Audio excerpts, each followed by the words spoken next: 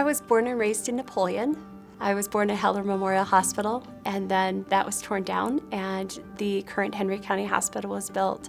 So Henry County is my home. It was where I grew up, and that's where my family is. That's where my extended family is. Outside of medicine, music is probably my number one interest. I've played piano since I was a little child, 6 years old. I started taking piano lessons, and it's been something that I've enjoyed ever since. I think my brother Phil said it best when he said, "I'm not moving that daggone piano again." I've had music all with me throughout my life. I have multiple other little instruments that I tinker with, so that's a big part of my life. My husband and I met in high school. He was a senior and I was a freshman. We did not date while he was in high school. He went on to the Army, was in the Army for 3 years. It was during that time that we reconnected. I was working at the library with his sister here in Napoleon. He was home on leave one day and came in for lunch up at the local restaurant, Spangler's, and we decided to go out to lunch. He invited me along. So after that, we saw quite a bit of each other when he was on leave, and stayed together ever since, 26 years. My kids are great. They're great kids. I'm so blessed to have these 4 kids. I have Samuel, he's 19, just finished his freshman year at Grove City College in Pennsylvania. Elise is 17, she'll be starting in the fall to college in Capital. Elliot is 11, he's a 5th grader, he'll be starting 6th grade next year. And Claire is a freshman, she'll be a sophomore next year. But it's fun, it keeps me grounded. It gives me something to come home to. It's a little bit different, a little different type of stress, but it's a good stress. As a role model for my children and family, I hope to show my kids that joy and contentment come not for doing things for me. It's not about achieving my goals in life.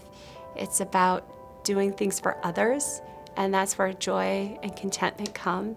Doing things as a Christian, as a physician, helping take care of others in my community, my patients, my family, doing things for others, joy and service, and I try to model that for my kids. As a leader, I want to model that for others, that it's not about me, it's about how do I use my abilities to help those around me, help those in my organization, in my community, and in my family. Well, I think that Dr. McMaster is a credible physician because of her commitment to her profession and her commitment to the people that she serves. I had an opportunity to work with her where we was co-chairs of a bond levy at our local school. And the way that she reacted to our committee members and the community people in our school district, all those positive things she carried over into her medical practice. Her knowledge of whatever she's doing, her commitment to the community, and it just went from there.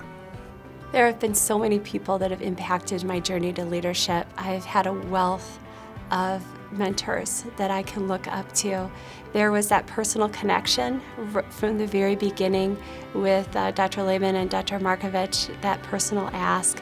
Dr. Wall asking me, taking me along, helping me see that importance of the peer connections through the OAFP, the importance of what OAFP does. Dr. Wall really started me seeing the importance of organized medicine.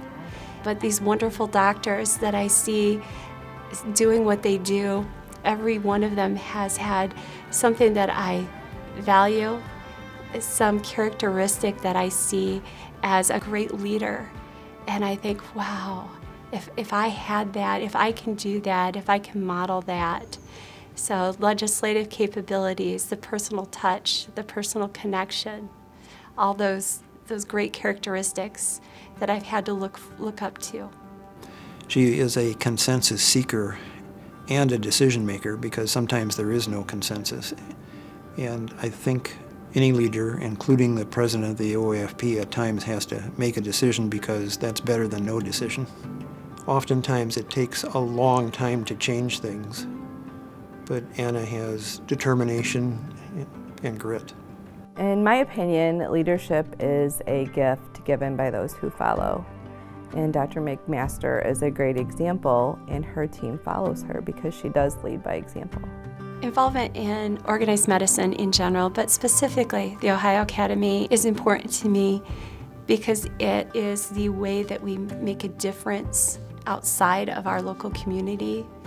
Our local community, I touch patients on a daily basis, and I feel like I can help them and I can make a difference. Sometimes my ability to help them is limited by factors that have always felt like they were out of my control, things that I couldn't change, the insurance regulations, the government mandates. It felt like beating your head against the wall. And through organized medicine and the OAFP, I feel like I can help change that. I can make a difference. I see my colleagues frustrated. I've experienced frustration myself in our daily activities as a profession. And through organized medicine and OAFP, I can help make a difference in that. And you don't have to just fall victim to what's being done to us. We can change it, make it better for ourselves and for our patients. We just recently had our strategic plan reassessment, trying to align programs with the budgetary constraints. There's always budgetary issues, even in OAFP. And my year will be spent hoping to do everything I can to support the OAFP staff and our OAFP colleagues in really keeping with those programs that are most valuable to our members, helping support our members so that they can focus on their why they do what they do, take care of patients, and helping them with the resources that they need, giving them the programs that they need to deal with the rest of the stuff, the administrative burdens, the mandates from the government, the mandates from the payers, the mandates from ABFM, the practice improvement programming, as well as the CME, opioid education, all of those other things that they also have to take care of, helping lighten that burden a little bit so they can focus in on their why. The future of family practice is exciting. Medicine is constantly changing as a specialty. Science is changing, and family medicine, I really feel, leads the way in that change. I love family medicine. It's real medicine. It is the core of our future. It's the core for our practice as a specialty. It's the core for our medical system, and it's the core for health for our patients. I'm Dr. Anna McMaster.